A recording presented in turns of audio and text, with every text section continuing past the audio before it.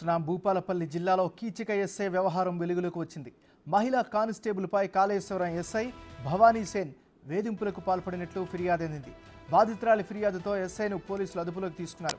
SI దగ్గర నుంచి service రివాల్వర్ను స్వాధీనపరుచుకున్నారు. కాళేశ్వరం పోలీస్ స్టేషన్ ఎస్ఐ సేన్పై గతంలోనూ వేధింపుల ఆరోపణలు ఉన్నాయి.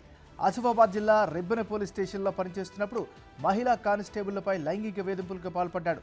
పనిష్మెంట్ కింద ఎస్ఐ భవాన్ సేన్ను అధికారులు ట్రాన్స్ఫర్ చేశారు. అయినా ఎస్ఐ తీరు మారలేదు.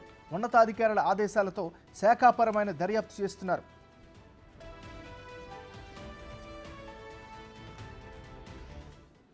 మనం బ్రేకింగ్ న్యూస్ చూస్తున్నాం. భూపాలపల్లి జిల్లాలో కీచక ఎస్ఐ వ్యవహారం వెలుగులోకి వచ్చింది. ఇదే అంశానికి సంబంధించి మరింత తాజా సమాచారాన్ని మా రిపోర్టర్ వేణు అందిస్తారు. వేణు, చెప్పండి.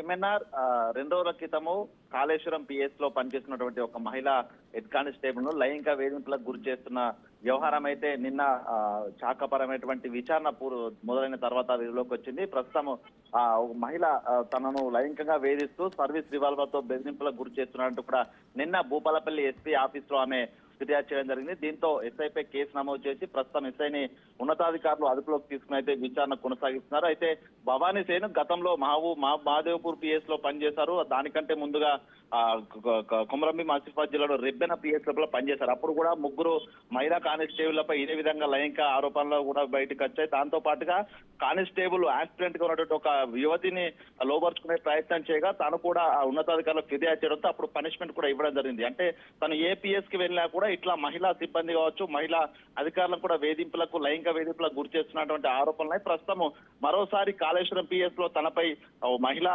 ఉద్యోగిని ఫిర్యాదు చేయడంతో కూడా తాజాగా తన వ్యవహారం అయితే వెలుగులోకి వచ్చింది. ప్రస్తుతం భూపాలపల్లి జిల్లా వ్యాప్తంగా గత వారం రోజుల క్రితం మనం చూసాం మొగుళ్లపల్లి పిఎస్ లోపల రౌడీ షీటర్ సంబంధించినటువంటి కేక్ కట్ చేయడం, అదేవిధంగా మహాదేవ్పూర్ పిఎస్ లోపల అక్కడ ఒక వ్యక్తి ప్రజాప్రతినిధి కూడా పోలీస్ స్టేషన్ లో డాన్స్ చేస్తూ వీడియోలు తీసుకోవడం, ఇదంతా కూడా పోలీస్ శాఖకు మద్దతు తెచ్చే విధంగా అయితే భూపాలపల్లి జిల్లా లోపల ఇటు ఎస్ఐలు అయితే వ్యవహరిస్తున్న తీరు కనిపిస్తోంది. దీనిపై ఉన్నతాధికారులు అయితే సీరియస్ గా ఉన్నారు. దీనిపై ప్రస్తుతం అయితే విచారణ కొనసాగుతుంది. విచారణ తర్వాత తన లైంగిక వేధింపుల ఆరోపణలు నిజమని తెలిస్తే మాత్రం కఠిన చర్యలు తీసుకునే అవకాశం అయితే కనిపిస్తా ఉంది. ఏమన్నారు ప్రస్తుతం ఎవరైతే ఫిర్యాదు చేశారో ఆమె వెర్షన్ ఎలా ఉంది? గతంలో కూడా ఆయన ట్రాక్ రికార్డు కూడా అదే విధంగా ఉన్నట్టు తెలుస్తుంది కదా.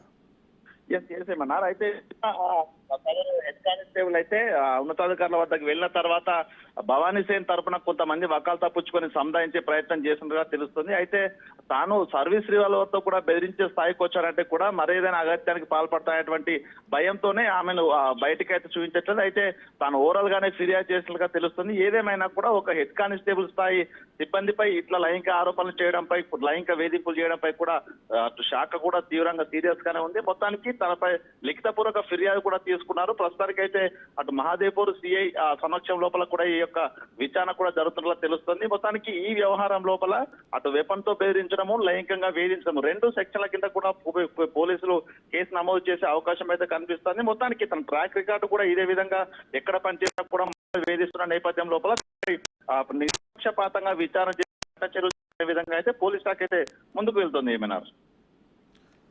Right, thank you Venu.